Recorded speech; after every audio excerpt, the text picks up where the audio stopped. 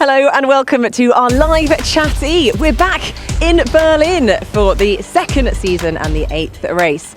Now, joining me is Jack Nicholls, our commentator who you're all very familiar with, but we've got a new guest in town. We've swapped one Scotsman for another.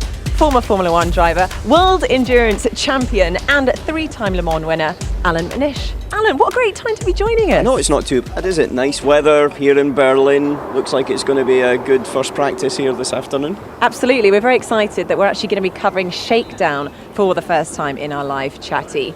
But let's have a quick chat about this track, because this time last year when we were in Berlin, we were at a very historic at the Tempelhof airport, but now we're back where we like to be in Formula E, on the streets of Berlin, in the Mitte district. What are your first impressions of the track, Jack? I think it's really cool. Like you say, we were all pretty sad not to be going back to Tempelhof. It was a great venue in the first season, and obviously the events that led to us not being able to race there we're all sort of very sensitive about. But actually, in reality, to come here now and race in the city centre is really cool, and this is what Formula E is about. And off the back of Paris, which was such a phenomenal location, to come here now in the heart of another major European city is super.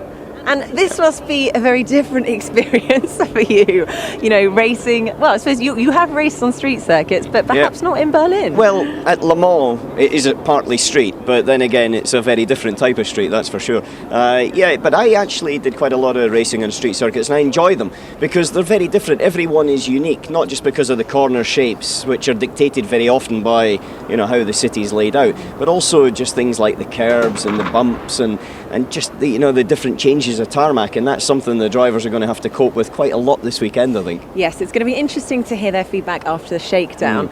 But we are towards the very end of our season. We've got 3 races left. It's such a critical time for our drivers. Lucas di Grassi's just 11 points ahead of Sebastian Buemi.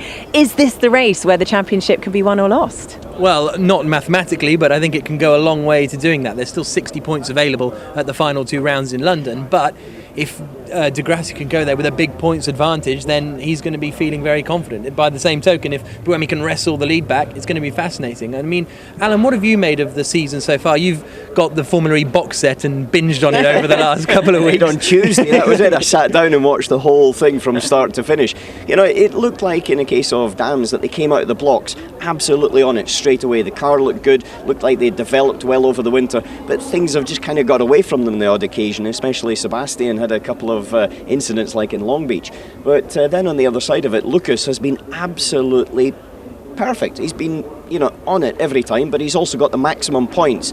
Sam Bird's been very interesting from my point of view because his pole positions, he just hasn't converted as many as I'm sure he would like to and probably should have done into race victories. But there's a lot of people out there as well that are looking with these last 3 races to end on a high. It's not just about the 2 guys at the front that are the title protagonists. And Lucas has really, built momentum at the moment. He's won the last 2 races. He's also just won a race in World Endurance, which he races in.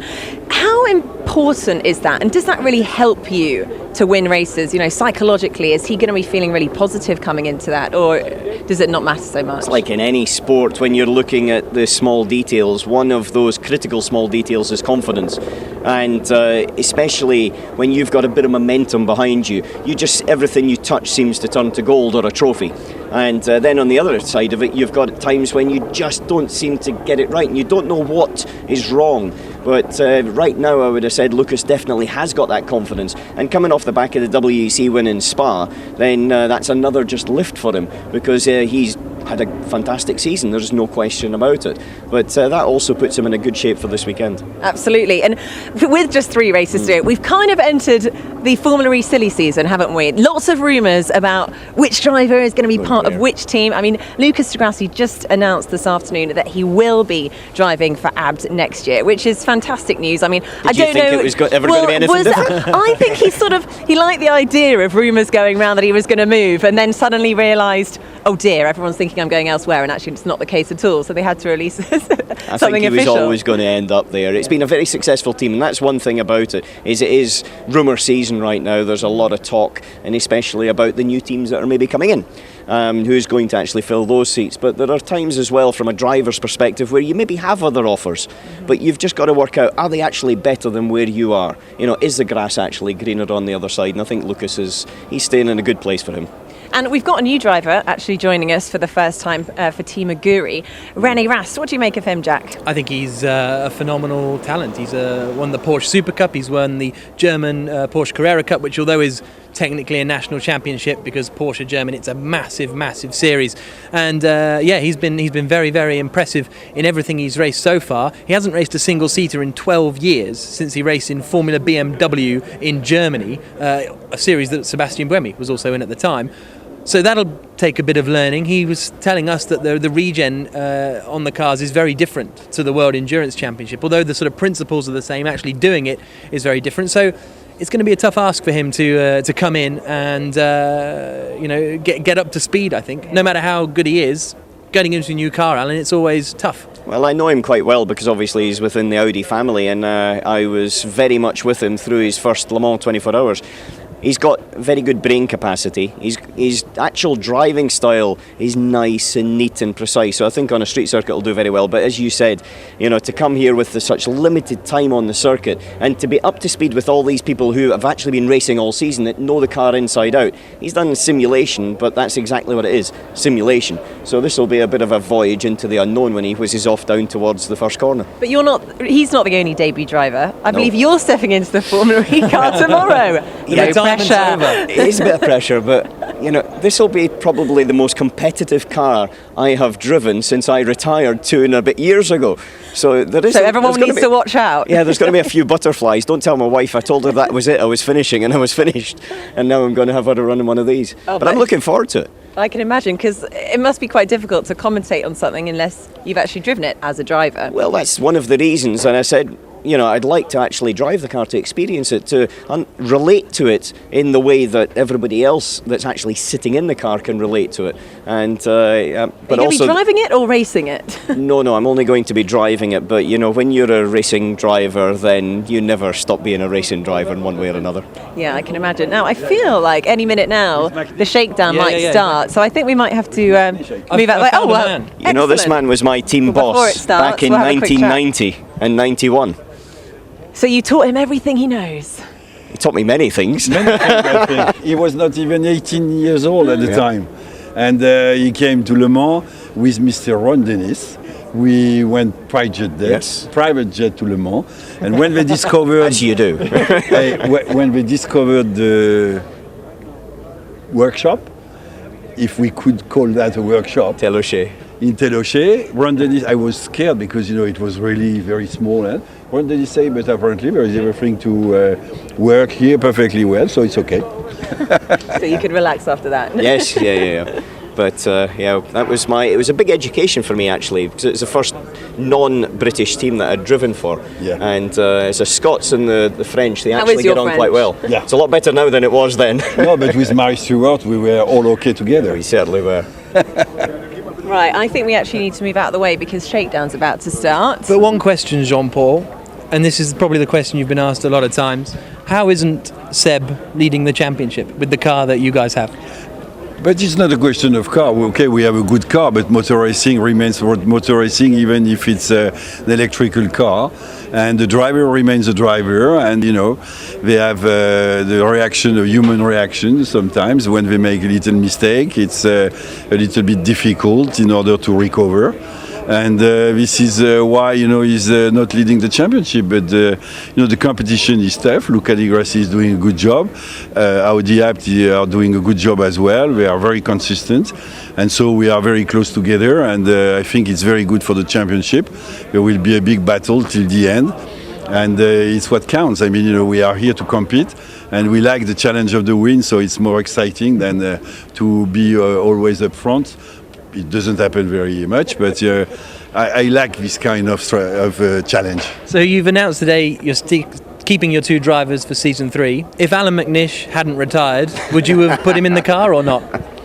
For sure, because Allan I'm saying he was because he still is a very, very good driver, and what I was just describing now is Sebastian Buemi. We had the same kind of thing because Allan had a big crash once. He had a big crash once, And it's true that sometimes, it's difficult to recover mentally and to be fully confident again. And this is a little bit what happened with BMW after his braking problems.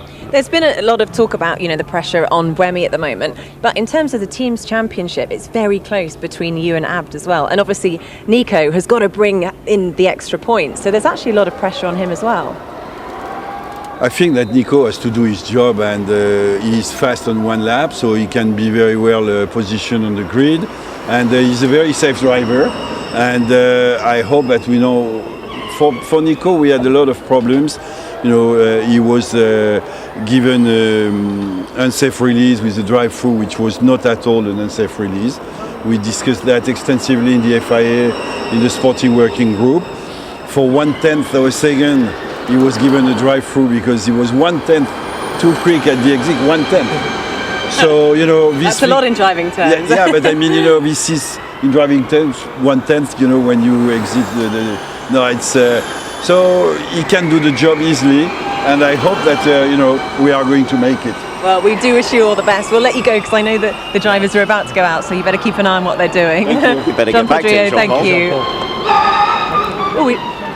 So we should probably find a screen and watch some of the Shakedown ourselves. All right. Well, I'm not quite sure which screen. I think they better be careful though, because they're just going to get out of here. Exactly. So Alan and I are going to wander up this way to try and find a screen we can watch from.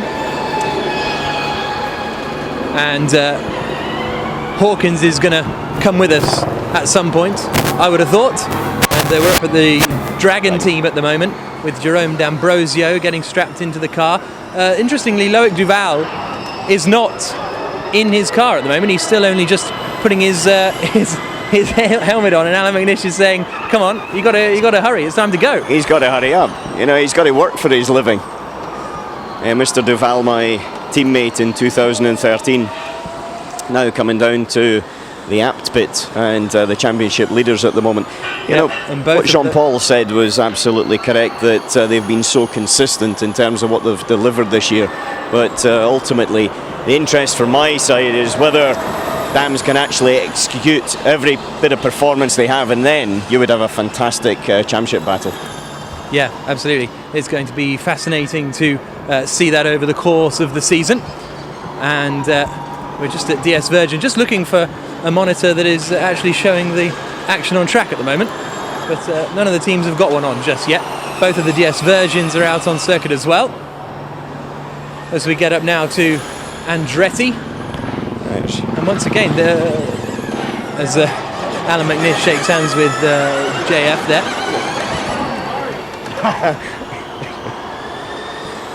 Just a bit smaller. So we're going to actually make our way down towards the hairpin and watch the action from there unfolding. And the drivers get out for the shakedown for the first time. And this is their first experience of the track here in Berlin for the BMW I Berlin ePrix. Both of the next EV cars out there as well. It's interesting, some of the drivers weren't absolutely desperate to get out onto the circuit. So as we said, both of the Dragon cars still in their pit garages, although Jerome D'Ambrosio is literally about to head out now. Loic Duval is just getting strapped in. They're rocking the car backwards and forwards there, Alan. Does that help it get into gear by rocking the car back and forwards? Yes, if it's basically if it's not in gear, then it does. It just allows it to move that little bit, and then you put load on it and you drive out. Watch our back. We've got Nico Prost coming out. The two Dams cars are just about to leave, waiting for a gap right now. This is really cool, actually. I've never been in a live Formula E pit lane. Usually I'm in that box. The fact you're walking out in the middle of the pit lane and, and things, but yeah, this is the heart of a lot of the action. What you see on the circuit is the cars and the driver, but ultimately when you look inside here, if we just turn around, look at the number of blue shirts here. That's all to make basically two drivers run as well as they can at the weekend. Sebastian Buemi heading out onto the circuit now. So we've now got most of the cars out on circuit in these early stages as they make their way down the back straight We're just going to walk through and get down to the first corner and have a trackside view of the cars, which will be very interesting. I think it'll be the hairpin here. You know, it's the first corner of the circuit. But when we're looking at it on the track walk earlier on, Jack, it's got a big, heavy, deep braking into it. It's quite tight. It pinches up at the apex. And then you need to be onto the power quite early to maximise your acceleration out of it. But I think this is going to be a difficult point in the race, because also the line that you would take for the braking area is the one that you would actually take if you're coming into the pits. And obviously your speed coming down the pit lane is going to be pretty quick at that particular point. So, you know, people are going to have to be very aware if they're staying, especially around about that pit stop point, whether they're staying out in circuit or actually turning in to the corner. Yeah, so coming down towards the hairpin now is one of the Renault cars, and Jean-Paul Drier, who we were just talking to, has made his way down to the hairpin now at turn number 1, and it is Sébastien Buemi who turns through the left-hander, not really pushing that very hard. Of course, these cars are limited in the power that they're allowed to put down in these particular situations, as one of the Virgin cars is now coming down, trying to pick out the helmet as it hurtles down towards the hairpin right-hander at turn 1. It's Jean-Eric Verne, and he decides to go straight on into the pits. Stamps on the brakes as well, just to try and figure out what's going on. One of the Dragon cars going through there, right in the mid-corner of it, you see, Jack, in the mid-corner of the hairpin, then there seems to be a bump, and it just as they cross the crown of the road and the cars are jumping around, when they go to full power in a qualifying trim, then that is actually going to be quite tricky for them at 200 kilowatts. And so do you think is that going to sort of pop the rear wheels off and give you more wheel spin potentially? Well, that's obviously the risk, and it's what you try and sort of dial out in terms of what you could maybe do with the car, but also what you do with your application of the throttle and how you actually boost coming out the corner. But the two cars that I've seen coming through the hairpin, they've both had a little bit of a jump around. Now, this is a very dirty circuit at the moment. It's the first time the cars are on circuit, so therefore there's no grip down there. It's not clean in any way. And so it will build up an element of grip as things progress, but I don't think it's going to build up that much grip. No, and that's the thing we found with Formula E, because the tyres are quite hard and they're not slick tyres either. The track doesn't get that clean over the course of the weekend, because in qualifying you always think the fourth group is the one to be in, but it never really ends up being that case because the track doesn't evolve as much as we see in other circuits. I think the track evolution is more related to air temperature, you know, sun coming out and clouds and things like that, than it necessarily is to the rubber on the circuit. It's a little bit different in that respect. It's also something I'm sure the teams had to sort of readdress in their brain, that all the things they historically knew about weren't really relevant any longer. Yeah, absolutely. So a little bit quiet on the circuit at the moment as we wait down here at turn 1. This is going to be quite a sight, I think, coming towards the first corner. You're going to want the inside line, and that's about it. Yeah, you definitely don't want to be on the outside. There's nowhere to go if you're on that. But it's, you know, it's very, very wide here, and it narrows up in quite a few points on the circuit. And that's going to be something to keep a little bit of an eye out, is when people are making a manoeuvre that they're not in the sort of blind spots of the others. The Dragon car of Loic Duval is down at the hairpin now, closely followed by Ma Tianhua, the Chinese driver from Shanghai, who ended up retiring from the race and in the closing stages of Paris put it in the wall, and unfortunately that meant we ended the race under a safety car. Nick Heidfeld turning through the hairpin for Mahindra as well. You saw the rear of the car quite unstable as he was in the braking area. It was snaking around behind him, not necessarily dancing around, but it's just starting to move behind him as he was on the brakes and also recuperating coming into the hairpin there. But the camber of the road as well drops in towards the wall on the driver's right hand side, and so therefore you know, it's got a tendency to pull the car in that direction. So out onto the circuit now goes one of the Andretti cars as well, Robin Frenz and Simone de Silvestro, the two drivers there, and Mike Conway has headed out onto the track for Venturi too, so it's getting a little bit busier now. The pit exit's in a interesting position, isn't it, because they have got a partitioning wall, but you're going to want to run right up to that wall as you're coming out of the hairpin. Yes, and it'll also be very interesting if someone's coming out of the pits, because we haven't really seen it yet in its full form because of the power that they're running on track. But if someone's coming out the pits, will they actually be accelerating faster than the cars that are on the circuit when they do get to that point? So from a pit strategy side of things, you might see something quite interesting getting into that next corner. Yeah, that's a very good point actually, because as we look across, where the green light is and the pit limiter ends is kind of most of the way into the runoff area of the hairpin.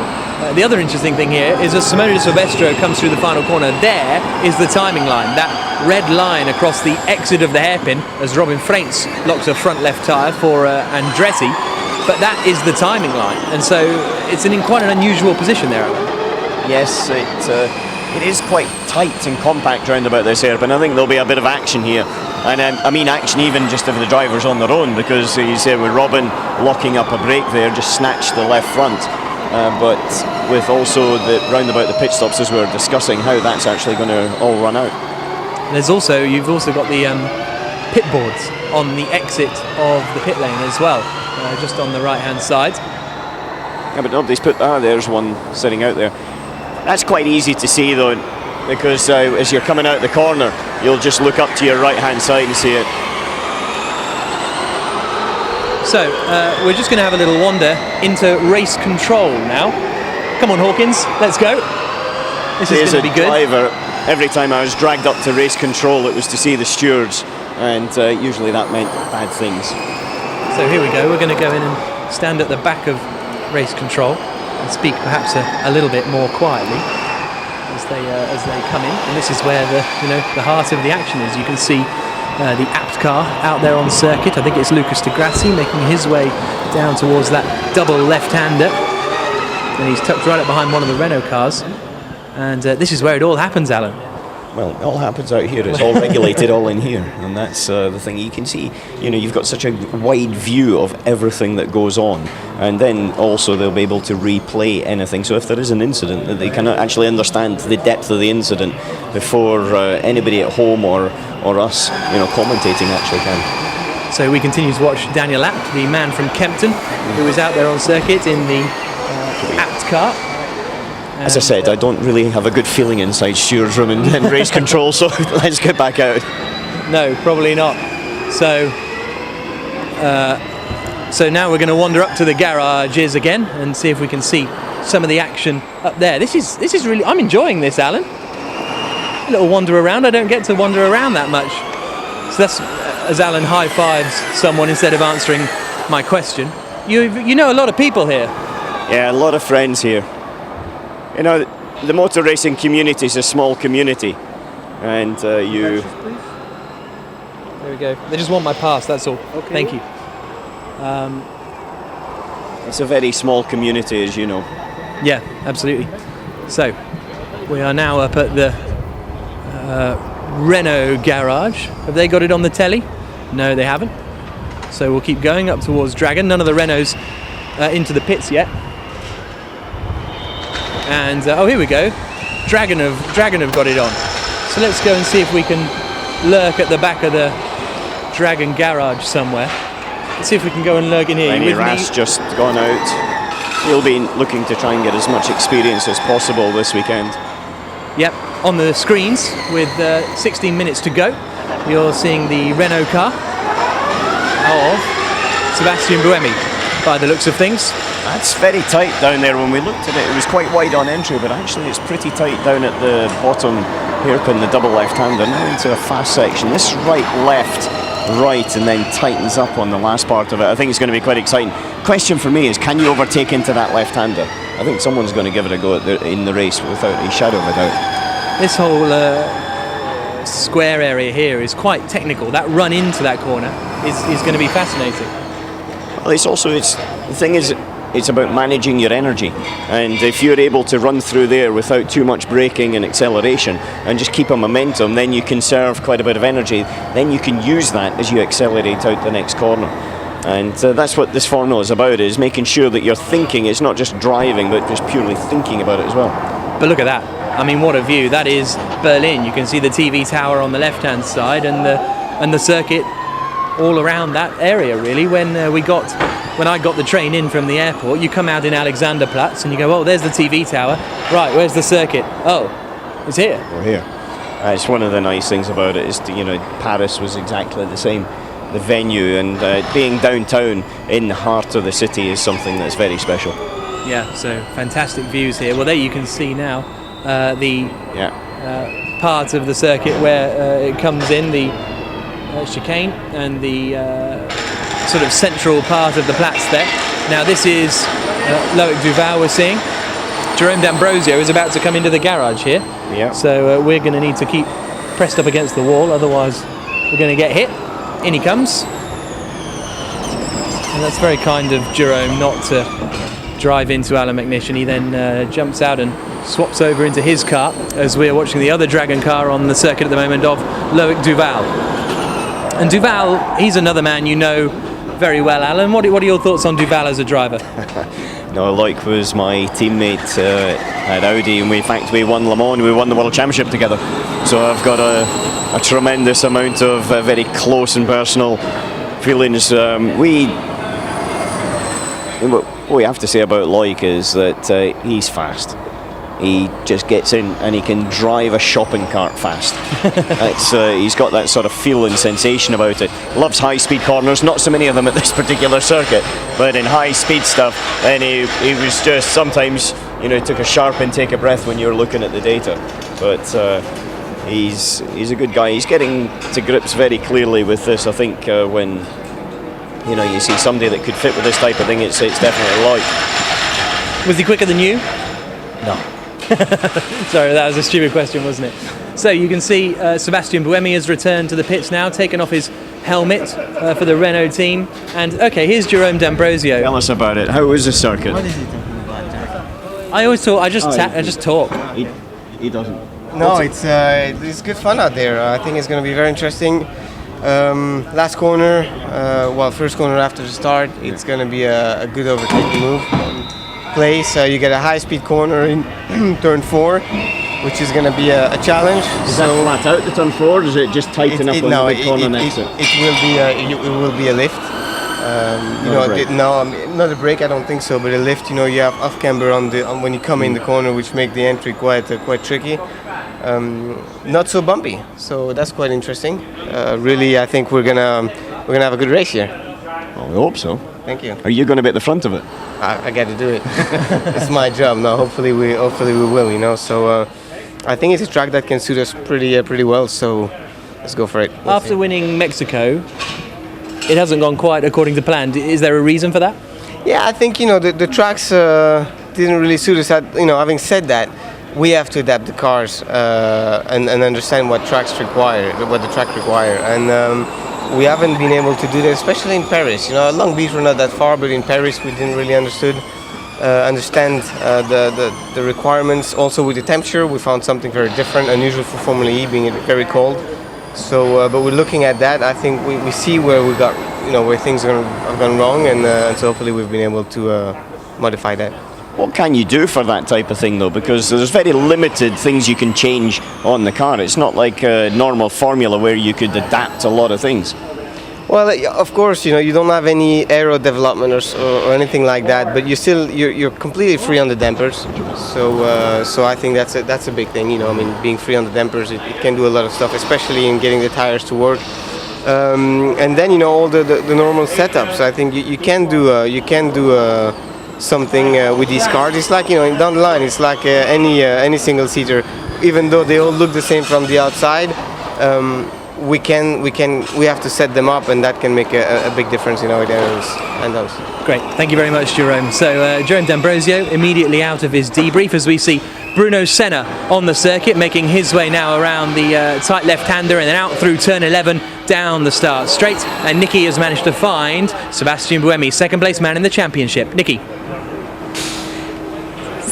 Seb, big weekend for you. How was the race? How was the car feeling out on track? It's still a bit difficult to say because we use only 110 kilowatts, which is very low. That's a shakedown, but everything seems to be fine so far. So we just made sure, we don't have any small problems or issues on the car, and it's okay. So now just try to get ready for tomorrow and have a good day. And are you feeling happier that it's a bit warmer here in Berlin? And I think we're forecast for about 26 degrees, so it should be nice and warm. Because I know you were struggling from Punta del Este onwards, kind of getting heat into the tyres, heat into the brakes, and felt that your performance kind of suffered as a bit of a consequence. Yes, exactly, especially in qualifying because we have only one lap, so that was a bit difficult for us. But on the other hand, we were very competitive in the race because the race are much longer. So we just try to find the best compromise, remain competitive in the race and be a little bit more ready for the one lap qualifying. Okay, well, Seb, thanks so much, and we do wish you all the best this weekend. Jack, back to you. So we've now managed to find Lucas de Grassi here, and he was in the middle of telling Alan what the track was like. So carry on.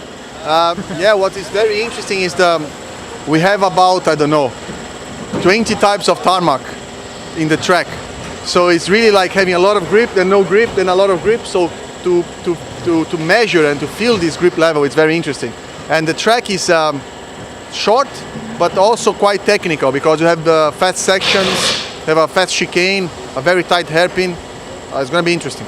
What about the chicane at turn 2 and 3? You said about the changing tarmac surfaces. It looks to be that once you get to the exit of that one, there's a very abrasive section. Yeah, so it's like you turn in and you have massive understeer and then suddenly you have the car turning. So we'll have to understand and judge, a bit like Le Mans in a way, that you have to understand which tarmac does what and find the perfect line together with the grip of the tarmac. And where should we go to watch for the entertainment? Which corner? Well, I think the whole track.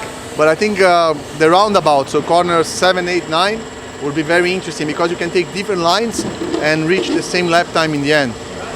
Great. Thank you very much, Lucas. Have a good one. So that's Lucas de Grassi, what he thinks. We'll keep wandering this way. Although, while we try and wander, the app team have very promptly... You've got a limbo under this. Yeah, exactly. This is a limbo section for you, Jack. Yeah, through you go, through you go, through you go. Right, so as we go and try and find someone, Nicki has got Oliver Turvey. Now, Oliver, you're not supposed to be here this weekend, are you? You're supposed to be at the Super GTs. Well, no. Well, unfortunately, the race in Japan got postponed because of a terrible earthquake. So it was obviously a shame under these circumstances for this to happen. I think there's been a lot of devastation there, and thoughts are still very much with all the kind of Japanese people affected there. So it's not the nicest circumstances, but pleased that at least next TV were able to allow me to come back here in Berlin. So looking forward to another new track and see what we can do this weekend. And have you started thinking about your plans for next season as well? So I know there's been lots of rumours going around and lots of names being bandied around of who the drivers will be in the next TV garage. I've just been focusing on my performance this year, so I feel I've done a good job against Nelson, I think, and I think hopefully my performances have been good enough. So I've really enjoyed racing in Formula E, and hopefully I can be part of the championship again next season. And obviously we've got big weekend in Berlin, but then home race, double header in London. It must be pretty exciting to be able to be racing on the streets of Battersea Park. Yeah, definitely. I think to race in London was a very special last year. It was my first Formula E race, and a very unique experience to be able to race in the centre of London. So it's where I live now, so it's kind of a real home race. I can stay at home and just cycle into the race. So really looking forward to that, and a double header. So 2 races will be fantastic, and it's going to be a great finale. Well, Oliver, thank you so much. Good luck for this weekend. And Jack, I believe you're with Renault. We are with René, almost Renault. You wish you were in a Renault or not? How was your first drive in a Formula E car? It was already fun, even though we just have small power today, but it was I was smiling the first lap because it's just so different. I think I'm gonna like it. Is it? Everybody said, it's like a Porsche, all the weight's at the rear. You know what you're doing with Porsches, the same thing? I don't know yet, I was not really pushing that hard already. But I heard already many people saying it's like a Porsche, so I hope it's like a Porsche because I know the Porsche very well. But you drive for Audi, you do realise that.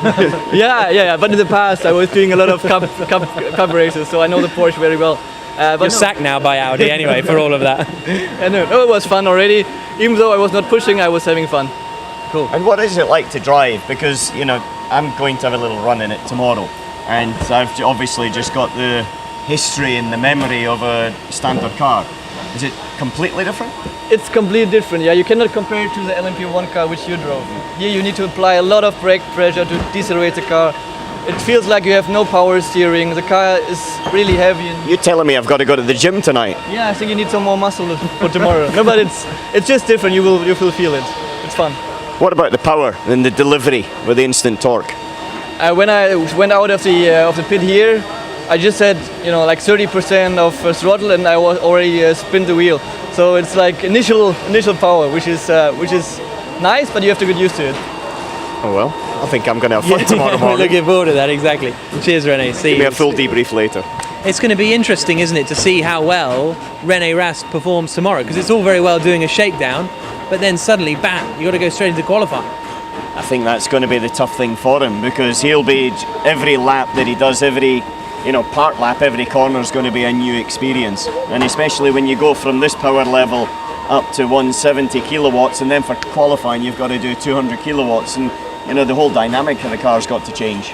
You can see the fan boost standings below us at the moment. Sebastian Buemi, Stefan Sarrazin and Ma Qinghua, the men leading that at the moment. How do you vote in fan boost, Nikki? How do I vote, or who did I vote for? How does one vote? I'm how saying does tell them how one to vote.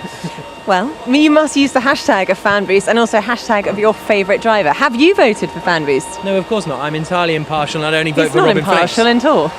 Do you think I can get fan boost for my Have run you been tomorrow? voting? Well, I don't know. I'll ask my mum. Mum, can you vote for me, Hashtag please? Allan McNish. Yeah. He needs your Yeah. help. I need the boost. See if we can get you on the leaderboard. So, how useful is a shakedown for a team? It looks to us like they poodle around for a couple of minutes and then come in. No, there's a couple of things. One is that to make sure the car's totally prepared correctly, that there's no problems. And so that's one aspect to it. For the driver especially, because this is a new circuit, been to Berlin before, but not to this track. Then it's to get a bit of an understanding of what the circuit is like, the characteristics, and the biggest problem that you've got, which, as Lucas de Grassi was saying, is the changing track surfaces. And then it starts to make them think a little bit about what they maybe will need to do tomorrow as the circuit evolves and they get a little bit more time onto it. Yeah, absolutely interesting. We just saw Ma Qinghua chatting to his engineers. We're having a little wander now down to Mahindra, see if we can find anyone there. Naomi, you got any drivers?